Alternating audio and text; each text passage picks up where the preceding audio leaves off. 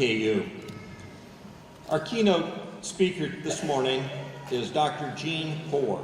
Dr. Poor is the Scott Hamilton Endowed Professor of Entrepreneurship in the College of Business Administration at Bowling Green State University in Ohio.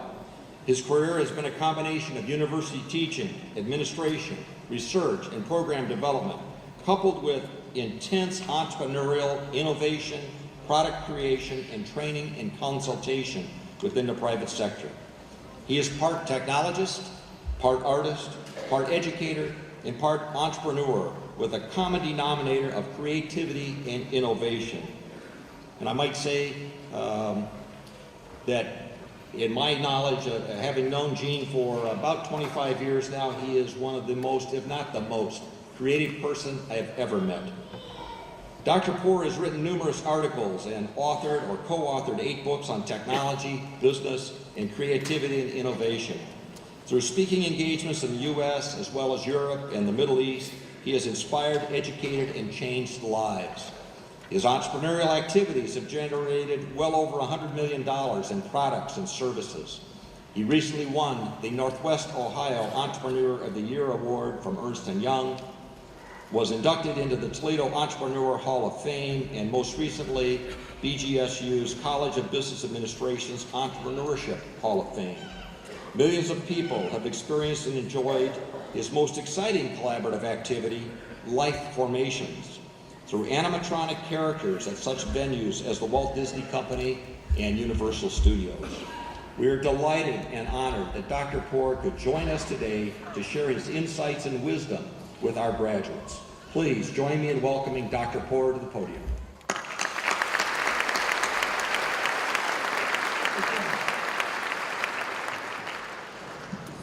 Thank you, Dean Rickson. Do you mind if I move this just a little bit to talk to the stars of the show? These people? These really are the stars, aren't they?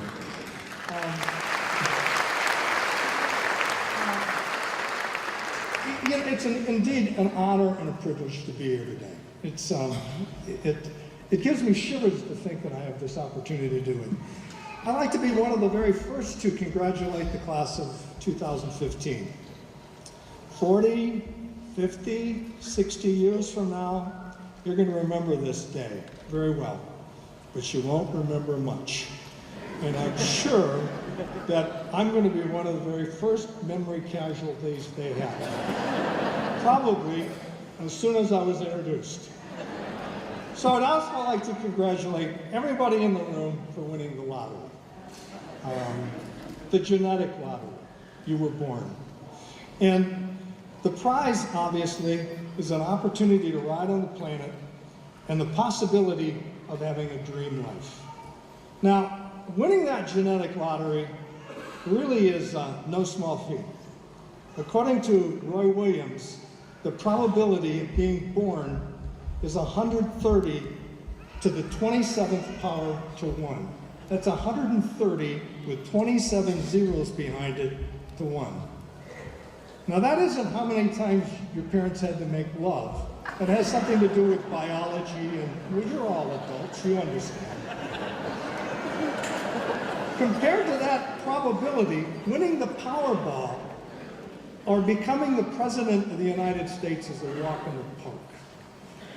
I tell you that because 40 years ago, the probability of me giving a commencement address couldn't be calculated. Mathematicians would refer to it as the law of non-occurrence. It couldn't happen, but it was possible. It was possible in spite of the fact that I'm lucky to have graduated from high school, that I went ahead and got a college degree. I got advanced degrees. I became a university. I started business, and I got to stand on this stage today. Probabilities versus possibilities. Always, always bet on the possibilities. You have to. There's a high probability, let me get you involved in this, okay? All of you. There's a high probability that all of you are thinking one of 5 things right now. And when I give you those things, would you raise your hand so that I appear to be clairvoyant? Okay, could you do that, all of you? All right, the first one is, so what? Anybody at all? Oh, there's a few out there, I can see them. Who cares? You, come on, play the game. What's in it for me? There's got to be a few, right? This better be good. You got it? Anybody out there? Huh? Oh, thank you, dear. Thank you, thank you. And the last one, I hope he doesn't speak very long. Perfect. The guy's clairvoyant. He's unbelievable. There is a high probability and a possibility that there's one person who wants to hear my presentation this morning. My mom. She's 93 years old and she's watching the screen on her Mac computer as I speak to her.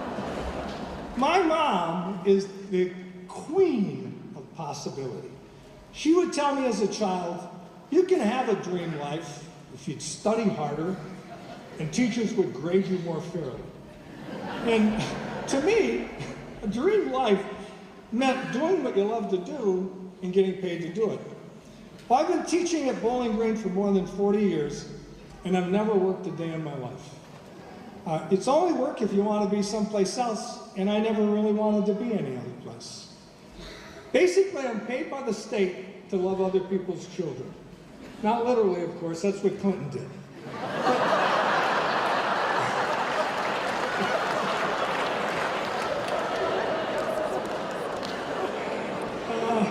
Sure, people ask, don't you have a bad day? Well, yeah, I've had bad days at Universal Studios and Disney World. So yeah, I do. Can you have a dream life? Can you have a dream life? Absolutely. Will you have a dream life? Well, it's your choice, really, isn't it? You know, in the final analysis, we choose the life we live. We can't blame anybody anymore. You're at a point, the blame game is over with. You live the life you choose. But I can assure you the process of finding your dream life is not a spectator sport. You have to participate. You have to actually try things. And here's the bad news for some of you. You have to work hard not to have to work hard for the rest of your life. And you have to be patient. Your journey will be full of twists and turns. Mine look like the game board of Candyland. Here's a starting point for you. What were you doing as a child when your mom called you for lunch and you didn't want to go? Or what were you doing at night and you didn't want to go to bed because you still wanted to do it? Or you couldn't wait to get up the next morning because you still wanted to do it? And please don't tell me that you wanted to be a doctor, because playing a doctor and being a doctor are completely two different things. They're not the same. So to help you with this search, I offer you the following pieces of advice. First of all, I think you ought to take passion into everything you do. Remember, a positive, enthusiastic, passionate attitude will trump all your shortcomings. Second of all, I think you ought to develop a really good sense of humor. It's your first line of sanity. Humor can get you through the most difficult of times with the least amount of permanent mental damage. Third, I'd like to see you unleash the power of goal setting. Remember, goals are what big dreams are made out of. And fourth, I think you ought to seek out mentors and heroes. Mentors are simply the primary reason that you're listening to me today. They saw more in me than I saw in myself. And keep in mind, you now have a common bond with thousands of past graduates of Eastern Kentucky. Alumni mentors are powerful tools that you have to a dream life. And remember to pay it forward by opening doors to current Eastern Kentucky students as well. And fifth, I'd like to have you hone your appreciation skills. For the first 20 years of your life, you have mastered the word please into an art form. Now I'd urge you to master the word thank you. And there's no better time than right after this ceremony. Take a moment to look around this room. And these are the people that adore you. They're here to celebrate all of your accomplishments. I think you should hug them, contrary to what you think, Tom. I think you should love them. I think you should thank them. I think you should thank them for allowing you to live in their wallet. I think you should thank them for allowing you to live in their heart. And I think you should thank them for being in your life. Sixth, I think that you ought to savor the journey. I had the opportunity to intern with one of my heroes, Johnny Carson. And I asked him one day, what was it like being the most respected talk show host in the world? And his answer was, getting to be a talk show host was better than being a talk show host. So savor the journey. Don't miss the journey.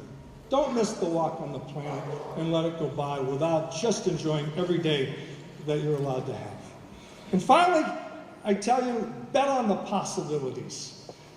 Les Brown says it's best. If the dream's big enough, the odds don't matter.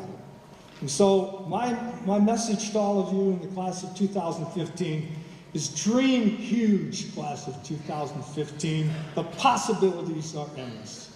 Thank you very much.